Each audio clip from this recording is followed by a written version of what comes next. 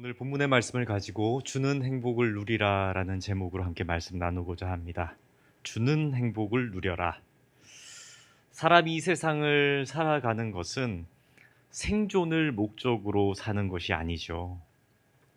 사람은 행복하기 위해서 이 땅을 살아가야 합니다. 행복하기 위해서. 사람이 행복을 위하여 사는 것이 바로 하나님의 뜻이기 때문에 그렇습니다. 하나님께서 천지를 창조하실 때 처음 5일간은 인간을 위한 삶의 터전을 만드셨습니다. 우리가 살아가기에 아름답고 또 모든 것이 충만하게 채워져 있는 에덴 동산을 하나님은 다 만드신 후에, 그리고 하나님께서는 6일째에 사람을 지으시고 그 동산을 누리도록 하셨기 때문입니다. 창세기 1장 말씀인데 우리 함께 읽겠습니다. 하나님이 자기 형상 곧 하나님의 형상대로 사람을 창조하시되 남자와 여자를 창조하시고 하나님이 그들에게 복을 주시며 하나님이 그들에게 이르시되 생육하고 번성하여 땅에 충만하라. 땅을 정복하라. 바다의 물고기와 하늘의 새와 땅에 움직이는 모든 생물을 다스리라 하시니라. 아멘. 이처럼 하나님께서 지으신 모든 것을 우리가 누리고, 피조 세계에서 하나님께서 만드신 모든 물질들을 다스리며 그것들을 통하여 행복한 삶을 살으라고 우리를 지으셨다고 성경은 가르쳐 줍니다. 즉, 하나님께서는 사람이 하나님께서 지으신 땅에서 행복하기를 목적으로 삼으신 겁니다. 그렇기에 인간은 이 땅에서 행복해야 합니다. 반대로, 하나님의 목적과는 반대로 우리가 이 땅에서 혹 행복하지 못하다면 하나님하고의 목적하고 반대가 되니까 어떤 겁니까? 죄입니다. 죄. 혹 우리의 입술이 이런 말을 하진 않습니까? 나는 불행합니다. 나는 이 세상에 태어나지 않았으면 좋을 뻔했습니다. 나는 이 세상 살기가 너무 싫습니다. 나는 빨리 하나님이 데려갔으면 좋겠습니다 라고 말하는 분들이 혹 우리 중에 계시다면, 안 계실 것 같지만 혹 계시다면 아직 우리의 마음이 하나님의 목적과 반하는 상태, 그러니까 제2의 상태에 놓여 있다는 자기 고백이 될 뿐입니다. 그러므로 우리는 어떤 형편과 어떤 처지에 놓여 있든지 간에 행복하게 살려고 노력하는 것이야말로 하나님께 영광 돌리는 삶이고 하나님을 기쁘시게 하는 삶이라는 것을 깨달아야 합니다. 우리는 행복해야 합니다. 그렇다면 우리는 어떻게 행복할 수 있을까요? 어떻게 행복할 수 있을까요? 제목에 비결이 나와 있습니까? 그런데 인간은 본능적으로 받으려는 욕구가 있습니다. 받으려는 욕구. 주는 것은 좀 꺼리지만, 내 것을 내어주는 것은 좀 두렵지만, 내가 섬기는 것은 귀찮지만, 받는 것, 저 사람은 받네? 나는 왜 안 줄까? 나도 받고 싶다. 받는 것은 좋아하는 욕구가 본능적으로 인간에게는 있습니다. 대체적으로 자연을 이렇게 한번 볼까요? 자연을 나눠볼 수 있는데 하늘과 땅의 세계입니다. 하늘의 세계와 땅의 세계. 그런데 이 두 가지로 양분되는데, 땅에 속한 것들은 하늘로부터 받으며 살아갑니다. 무슨 말이냐면, 땅은 하늘에 있는 태양으로부터 빛과 따스함을 받으며 살아갑니다. 그리고 하늘로부터 비와 바람이 있기 때문에 땅의 식물들은 살아갈 수 있죠. 거기서부터 땅은 시작되는 겁니다. 받는 것에서부터 땅은 시작됩니다. 그래서 땅에 속한 것들은 하늘로부터 받는 것이 없으면 살아갈 수가 없습니다. 받는 것이 땅에 속한 사람들에게는 본능이라는 얘기입니다. 하지만 땅에 속한 사람들, 땅의 어떠한 것들과 같이 살아가는, 받는 것을 즐기는 사람이 있는 반면에 하늘에 속해서 주는 것을 당연시 여기는 사람들 또한 있습니다. 하늘에 속한 사람들이죠. 인류 역사를 생각해 보면 존경받고 사랑받는 사람들, 위대한 사람들이라고 하지 않습니까? 그런 사람들입니다. 역사에 기록됐고 우리가 생각하기에 존경할 만한 사람들은 어떤 사람들입니까? 대부분 주는 것을 즐겨하는 사람들입니다. 베푸는 것을 당연시했던 사람들. 자기는 좀 희생하더라도 하늘과 같이 땅에 무언가를 자연스럽게 주는 것처럼 주는 것을 목적으로 삼은 사람들이 바로 하늘에 속한 사람들입니다. 반대로 높은 지위, 막강한 권력을 가졌으나 아무것도 나누어주지 않는 땅에서 그저 높은 사람들, 땅에 속해서 그저 높이 서 있으려는 사람들은 독재자라는 악명만이 남게 될 것입니다. 그러나 삶의 형편이 어떠했던지 간에 자신의 형편과는 아무 상관없이 타인을 위해서 주는 삶, 타인을 위해서 베푸는 삶, 타인을 위해서 무언가를 해주는 사람들은 하늘에 속해서 땅에 있는 사람들로부터 존경받고 아름다운 이름으로 기억됩니다. 우리는 어떨까요? 이 땅을 살면서 땅에 속한 사람이 되시렵니까? 받는 것에 길들여진 사람으로 남을 것인가? 아니면 주는 것을 즐겨하는 하늘에 속한 사람이 될 것인가 하는 선택, 그것은 우리의 몫으로 남겨져 있습니다. 제가 전도사 시절 때 담임 목사님한테 호되게 혼난 적이 있습니다. 다행이죠. 그래도 목사 되기 전이라서 다행이라고 생각을 하는데 정말 마음속에 아직도 크게 이렇게 열어보면 스크래치가 나 있을 정도로 그 상처의 흔적이 날 정도로 크게 혼난 적이 한 번 있습니다. 목회자 스터디를 마쳤는데 그 교회에서는 목회자들이 스터디를 했습니다. 목회자 스터디를 몇 개월 과정에 거쳐서 이렇게 한 챕터를 마치고 나니까 담임 목사님이 자 이번 스터디를 마치고 났으니까 뭐 자네들도 한마디씩 한번 해보게 이렇게 얘기를 하시더라고요. 그래서 뭐 좋았던 것, 뭐 바라는 거 있으면 또 얘기하라고 하시더라고요. 제 차례가 된 겁니다. 그래서 제 차례가 돼서 목사님한테 얘기했죠. 바라는 것도 얘기하라고 했으니까 당시에 신학생들을 위한 유익한 책이 한 권 나왔는데 책이 좀 비싼 책이었습니다. 그게 당시에 한 5만 원 정도 하는 책이었는데 조금 부담스럽고 해서 기분도 좋아 보이시고 하길래 목사님 이번에 책이 좋은 게 나왔던데 이게 목사님 좀 사주시면 좋겠습니다. 이렇게 돌려서 좋게 얘기한다고 했는데 이렇게 얘기했습니다. 근데 갑자기 분위기가 싸늘해지는 거예요. 그거 알지 않습니까? 갑자기 분위기가 싸늘해지면서 목사님이 저한테 일가를 날리시는데 위전도사님 거지 근성을 버리십시오 그러는 거. 거지 근성을 버리십시오 그러는데 전 제가 태어나서 한 번도 제가 거지라는 생각을 해본 적이 없었습니다. 저한테 거지라뇨. 근데 정말 가슴에도 상처가 나고 머리는 한 대 맞은 듯한 생각이 들더라고요. 그러면서 내가 받는 것에 얼마나 익숙해졌으면 당당히 사달라는 말을 했을까 이런 생각이 드는 거예요. 아니 제자가 스승한테 사달라고 했을까? 그때 이제 담임 목사님이 한마디 더 이어가십니다. 앞으로 목사님이 되시면 그리고 교회 안에서 살게 되면 받을 일이 많을 겁니다. 정말 받을 일이 많을 겁니다. 그런데 받는 것을 즐기는 거지가 되지 마시고 좀 주는 것을 즐기는 부자 목사가 좀 되십시오. 이렇게 얘기를 하셨습니다. 그러면서 전도사님 앞으로 주는 거 즐겨 하시면 하나님께서 기뻐하시고 채워주실 겁니다. 이렇게 말씀하시는데 상처도 되지만 저한테는 너무 좋은 정말 좋은 약은 몸에 쓰다고 하지 않습니까? 너무 썼는데 너무 좋은 영약. 저에게 그런 기억이 있습니다. 성도님들, 성경을 보면 이기적이고 받는 것을 즐기는 사람들 혹은 높은 자리에 올라가서 상석을 요구하는 사람들 이런 사람들도 나오는 반면에 자기를 희생하면서까지 나눠주는 것과 섬기는 것을 즐겨하는 사람들이 가끔 등장합니다. 대부분은 이기적이지만 소수의 몇몇의 사람들은 이타적인 사람들이 등장하죠.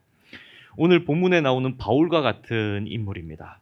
바울은 복음을 전하고 수많은 고난과 어려움 속에 살아가지만 자신의 시간과 에너지를 다른 사람들을 위해서 사용하는 것을 아끼지를 않습니다. 다른 사람들에게 나의 시간과 에너지를 쓰는 것에 대해서 아까워하지 않습니다. 줍니다.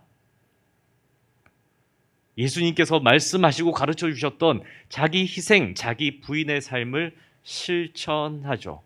그리고 고스란히 자신의 모든 생애를 언제부터? 예수 그리스도를 만난 때부터 바뀌어져서 고스란히 다른 사람들을 위한 삶을 살다가 하늘로 그 영혼이 옮겨집니다. 왜 그랬는가? 예수님께서 말씀하셨기 때문입니다. 마가복음 10장에 보면 예수님께서 말씀하시죠. 인자가 온 것은 섬김을 받으려 함이 아니라 도리어 섬기려 하고 자기 목숨을 많은 사람의 대속물로 주려 함이라.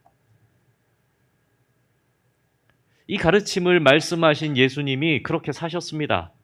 예수님이 그렇게 사셨고 예수님이 그렇게 말씀하셨고 말씀하신 대로 살아서 이 말씀이 살아 역사한다는 것을 증명하셨습니다. 그래서 이 가르침을 본받은 많은 성경의 인물들 하나들은 예수 그리스도의 정신으로 하늘에 속한 사람이 되어 인간의 이기적인 역사 속에서 존경받는 인물로 남게 되죠.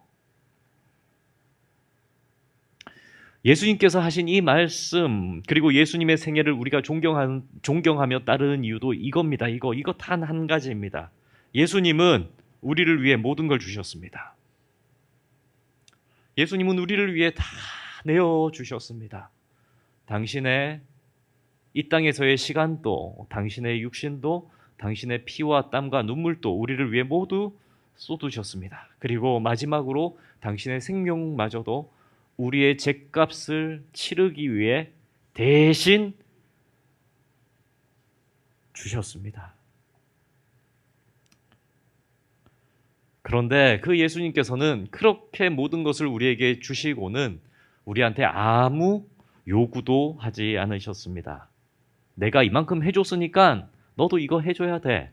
내가 이만큼 베풀 테니까 너도 이 정도의 성의는 보여야지라는 말씀을 하지 않으셨다는 얘기입니다. 그래서 이게 위대한 사랑입니다.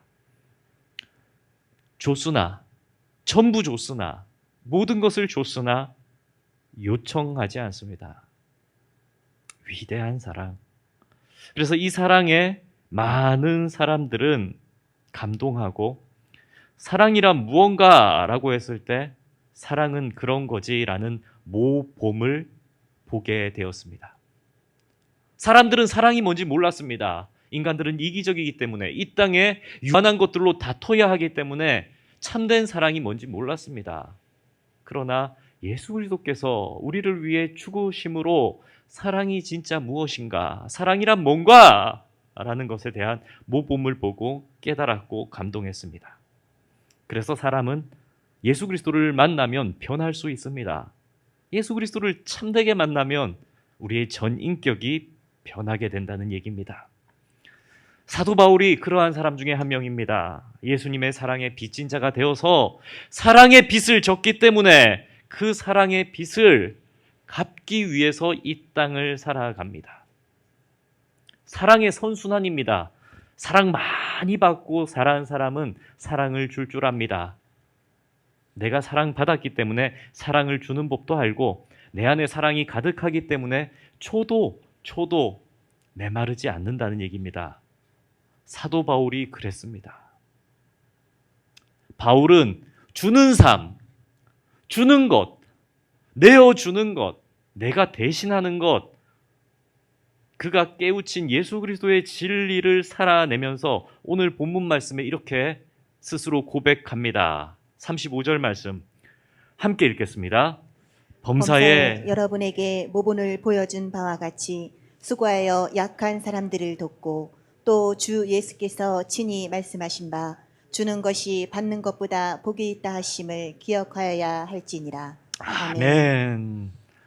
사도 바울은 고난 중에도 하나님이 주신 은혜를 늘 헤아립니다. 힘들면 상황을 보는 게 아니라 하나님을 묵상합니다. 핍박받으면 나를 핍박하는 사람을 보는 게 아니라 자신이 핍박했던 예수 그리스도를 묵상합니다. 내가 하나님한테 이렇게 했지. 그때 하나님은 참으셨어. 내가 예수님한테 그렇게 했지. 그러나 예수님은 나를 찾아오셔서 나의 영혼을 살리셨어.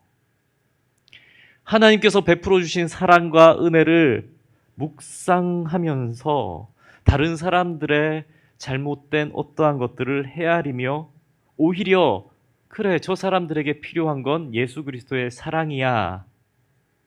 나도 변했잖아.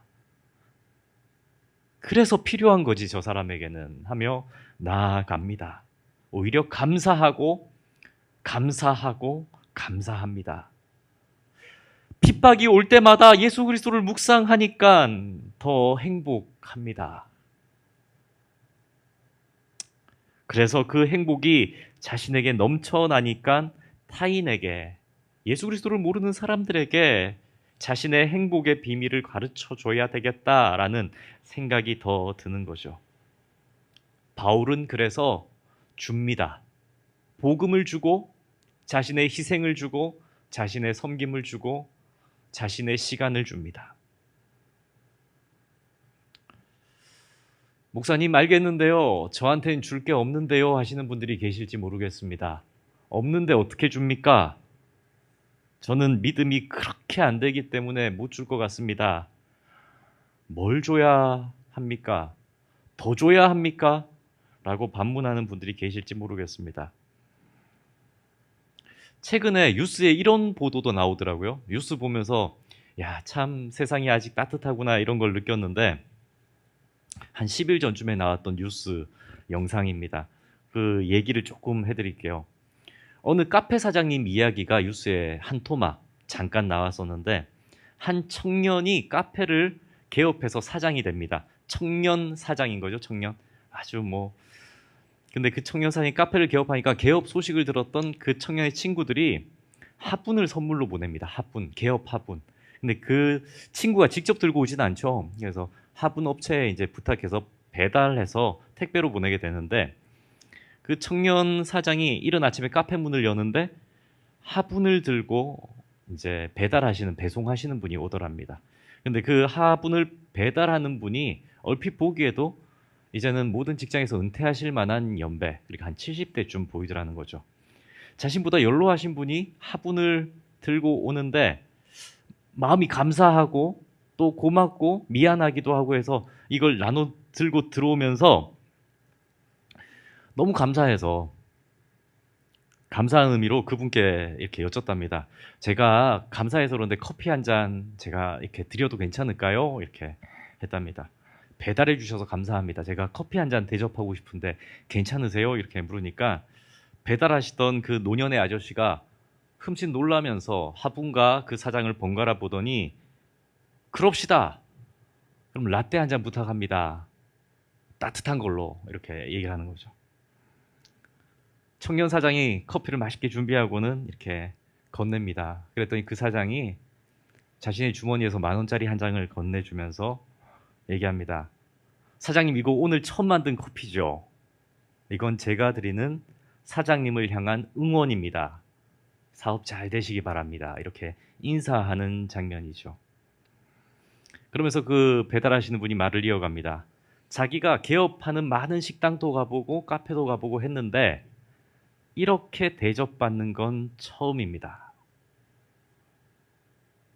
어쩌면 그날 그 아침에 그 배달 비용이 그 10,000원보다 더 쌀지 비쌀지는 모르겠습니다. 이미 돈이 아니라는 겁니다.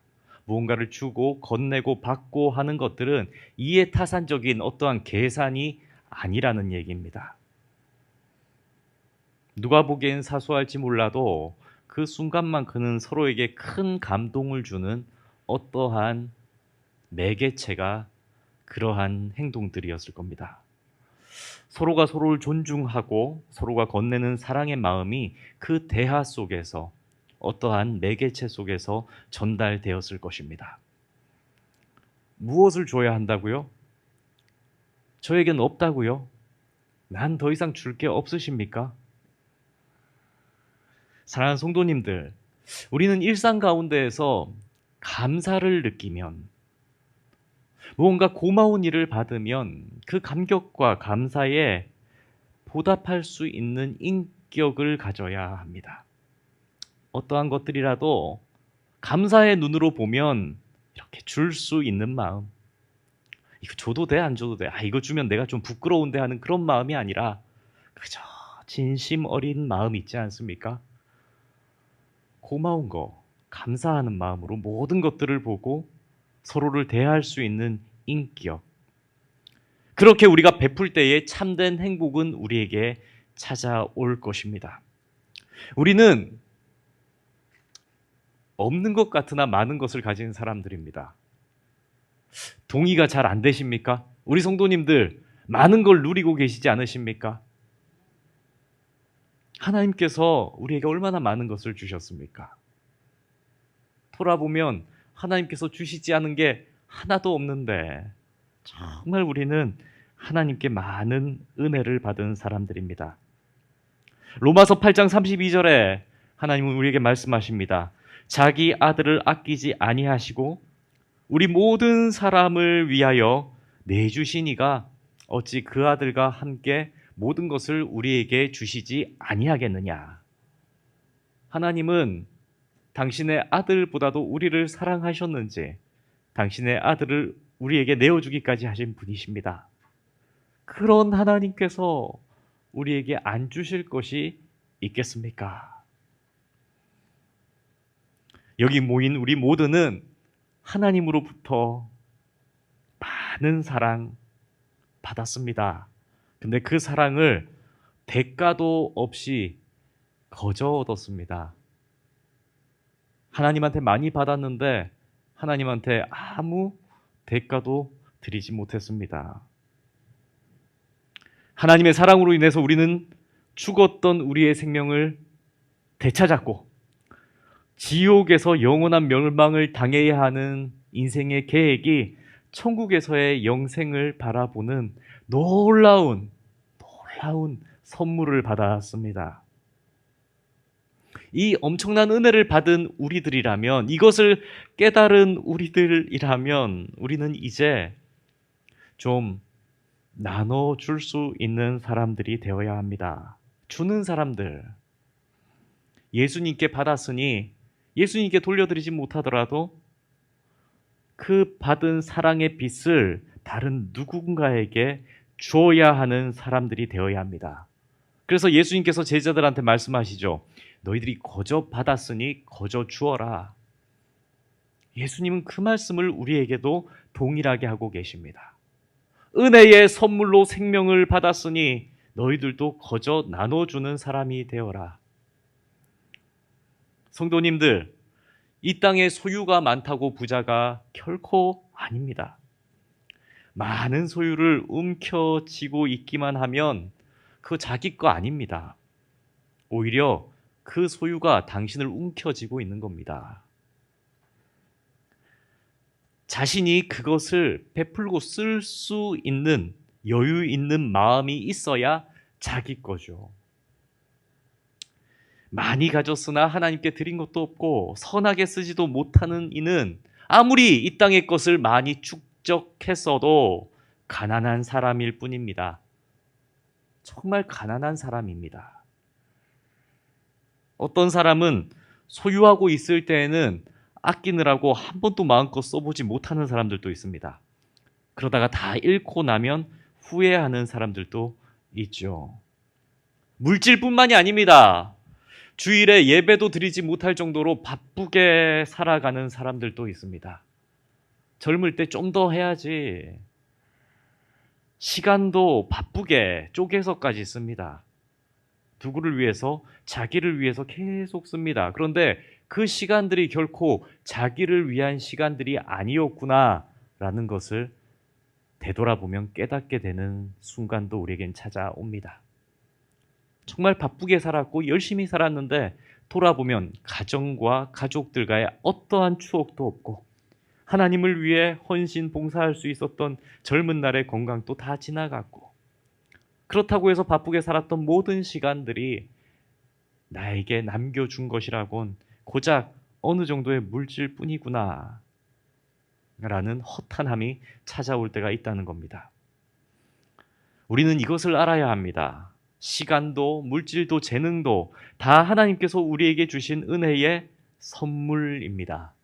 그것을 하나님을 위해 사용하고 타인을 위해서 사용하기 시작하면 그것은 내 것으로 남을 것이지만 그리고 그렇게 하면 나를 행복하게 만들 것이지만 내가 그것을 나를 위해서 계속 움켜쥐면 결코 내 것도 되지 않고 우리의 인생은 불행하게 된다는 사실입니다. 인간이 탐욕의 노예가 되어서 받기만 하고 자신의 것으로 소유하려고만 하고 계산하기만 한다면 이것 때문에 자유도 잃어버리고 때로는 건강도 잃어버리고 자신도 외롭게 되며 불행감을 느낄 수밖에 없습니다. 하지만 누군가에게 주는 인생, 좀 베풀 수 있는 자유, 넉넉한 마음을 품게 되면 세상을 다 가진 것 같은 행복감이 우리에게 찾아올 것입니다. 그리고 두 번째인데요. 하나님은 주는 자들, 나누는 자들, 베푸는 자들에게 누르고 흔들어 넘치도록 채워주겠다라고 성경에 약속하셨습니다. 누가복음 6장 38절 말씀인데 우리 함께 읽겠습니다. 주라. 그리하면 너희에게 줄 것이니 곧 곧 후이 되어 누르고 흔들어 넘치도록 하여 너희에게 안겨주리라. 너희가 헤아리는 그 헤아림으로 너희도 헤아림을 도로 받을 것이니라. 아멘. 우리 한 번 더 봉독합시다. 시작. 주라. 그리하면 너희에게 줄 것이니 곧 후이 되어 누르고 흔들어 넘치도록 하여 너희에게 안겨주리라. 너희가 헤아리는 그 헤아림으로 너희도 헤아림을 도로 받을 것이니라. 아멘. 아멘.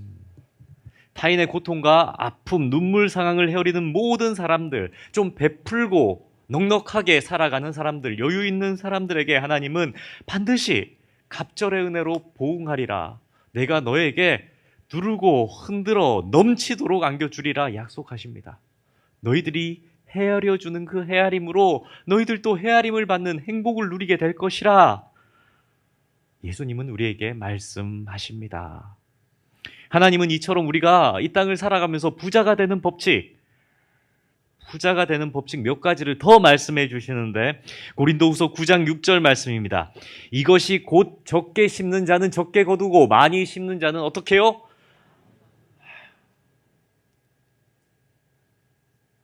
적게 심는 자는 적게 거두고 많이 심는 자는 많이 거둔다 하는 말이로다. 말씀과 같이 심으면 거두는데 심는 크기대로 너희들 거두게 될 거다. 심는 크기대로 남을 헤아려주는 너희들의 마음의 그 크기대로 너희들도 헤아림을 받을 것이고 너희가 베푸는 그 사랑의 크기만큼 너희들은 다시 사랑을 얻게 될 것이다. 남들을 행복하게 만들어주면 그 행복은 너희들에게 더 큰 행복으로 찾아올 것이다. 너희들이 심은 그 크기대로 얻게 될 것이다. 이게 하나님의 법칙입니다. 그러면서 고린도후서 9장 10절 말씀에 이런 말씀까지 하시는데 함께 읽겠습니다. 심는 자에게 씨와 먹을 양식을 주시는 이가 너희 심을 것을 주사 풍성하게 하시고 너희 의의 열매를 더하게 하시리니. 아멘. 아멘. 이것도 좋은 말씀이에요. 심는 자에게 씨와 먹을 양식을 주시는 이라고 얘기합니다. 씨와 먹을 양식을 주시는 이. 이 무슨 말씀이냐면 하나님께서는 우리에게 먹을 것을 주실 때 심을 것, 너희들이 하나님 저 심을 거 없어요. 저 줄 거 없어요. 그럼 핑계하지 못하게 어떻게 해요? 심을 것과 음식을 이미 다 주시는 분이시다라고 말씀하십니다. 근데 우리 살아가다 보면 정말 막 이렇게 없을 때가 있지 않습니까? 이 말씀이 도무지 잘 이해가 되지 않았었는데, 이게 다 내 건데, 나 하나님한테 이거 다 받은 건데, 이게 다 내 건데 너무 작아요. 하나님 너무 작아요. 뭐 나누고 뭐 심고 줄 거 없는 것 같아요. 이렇게 생각을 했거든요. 근데 최근에 이 말씀을 다시 묵상하다 깨닫게 된 겁니다. 어느 목사님하고 대화를 나누다가 이렇게 깨닫게 됐는데, 목사님 한 분이 그렇게 얘기하세요. 하나님께서 한 가정의 가장에게 뭐 물질을 주시지 않습니까? 그게 월급이든 사례든 뭐 이렇게 수입 등등이 막 이렇게 가장이 벌어오게 됩니다. 그죠? 근데 그 수입은 하나님께서 주실 때 가장에게 주는 게 아니랍니다. 가장 너가 다 해라라고 주는 게 아니라는 거예요. 하나님께서 가장에게 주실 때는, 하나님을 믿는 사람들이라면 가족 구성원 모두의 것을 하나님께서 가장에게 맡기시는 거구나라고 깨달아야 한다는 거죠. 세상 사람들은 자기가 벌면 내가 피땀 흘려서 내가 번 거고, 내가 번 거를 가족들을 위해서 내가 희생하고 주는 거야 라고 생각할지 몰라도, 하나님을 믿는 사람들은 하나님께서 은혜로 주시는 거기 때문에 생각을 달리 해야 된다는 거죠. 하나님이 가장도 사랑하지만 가장의 아내도 사랑하고 가장의 자녀들도 사랑하죠.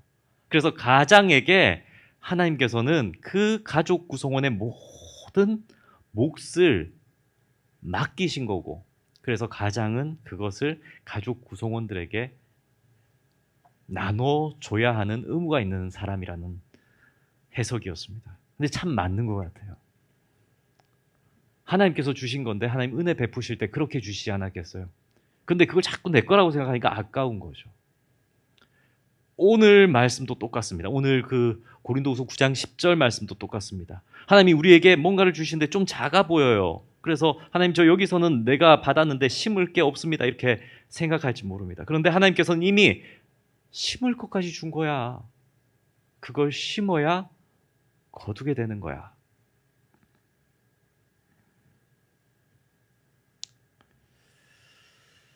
씨와 먹을 양식을 주시는 이, 심을 것과 먹을 양식을 주시는 이, 이미 너에게 심으면 심는 대로 더 줄 거야. 적게 심는 자는 적게 심는 대로, 많이 심는 자는 많이 심는 대로, 이 말씀을 먼저 하시고 난 후에 난 너에게 심는 것도 이미 줬어 라고 하시는 하나님의 말씀.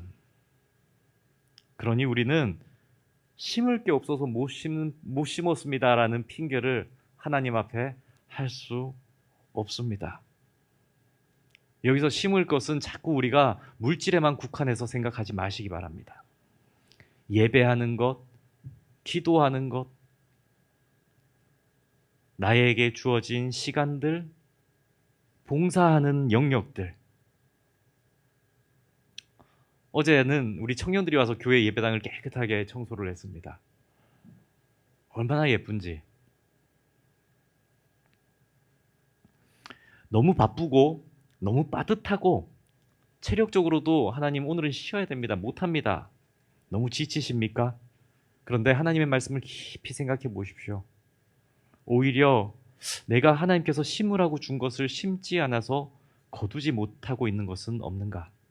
왜냐하면 하나님의 공식은 심으면 30배, 60배, 100배를 주신다고 성경은 거듭 말씀하고 있기 때문입니다. 말씀을 맺고자 합니다. 하나님은 말씀을 통해서 주라, 주는 사람이 되어라 라고 가르쳐 주십니다. 받는 사람이 아니라 주는 사람이 되어라 라고 명하시면서 주는 자에게 복이 있다, 주는 자에게 복이 있다라고 말씀하십니다.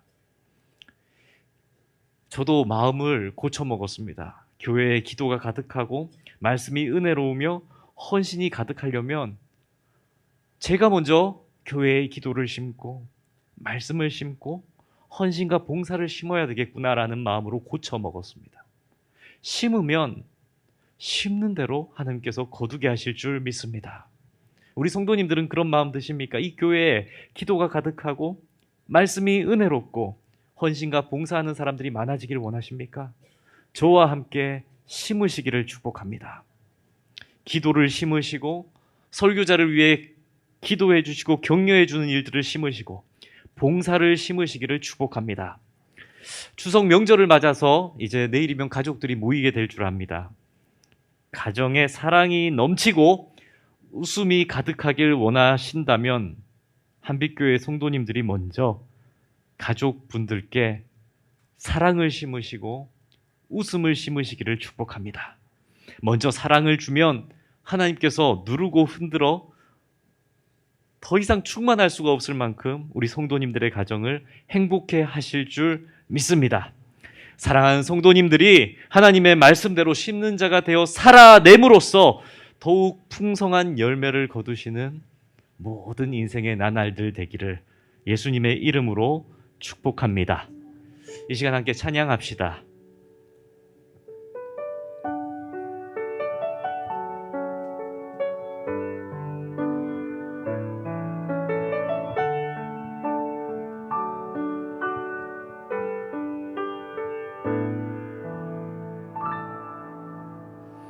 하려하지 않아도 정결하게 사는 삶, 가진 것이 적어도 감사하며 사는 삶, 내게 주신 작은 힘 나눠주며 사는 삶, 이것이 나의 삶의 행복이라오. 이것이 행복, 이것이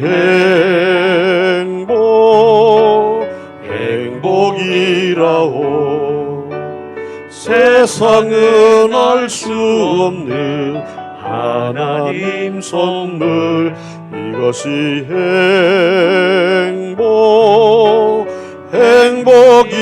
행복이라오. 하나님의 자녀로 살아가는 것, 이것이 행복이라오.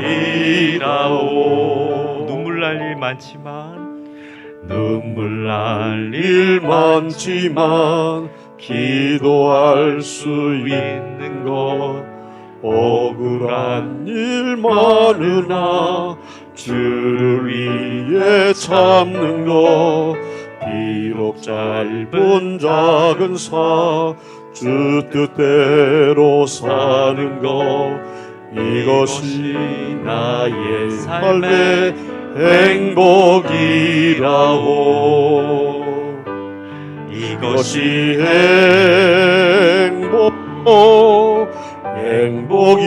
행복이라오.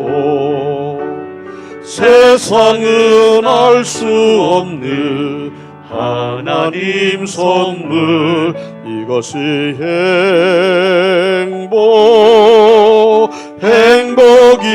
행복이라오. 하나님의 자녀로 살아가는 것, 이것이 행복이라오. 아멘. 기도하겠습니다.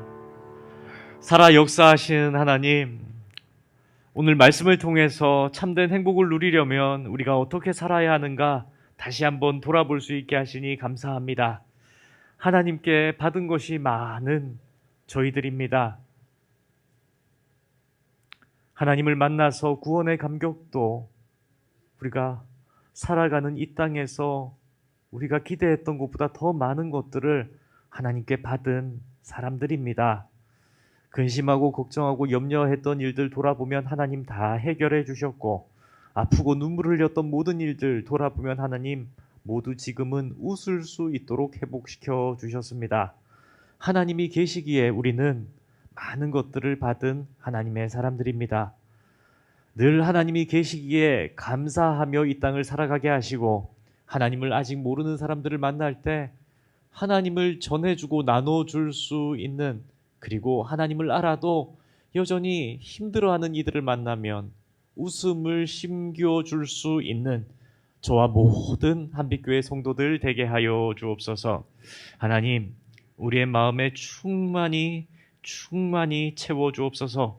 성령님 우리 안에 충만히 채워 주옵소서. 그래서 우리가 거하는 모든 곳들마다 하나님을 심는, 하나님이 심기워지는 놀라운 역사 있게 하여 주옵소서. 이 모든 간구 우리 주 예수 그리스도의 이름으로 기도드립니다. 아멘.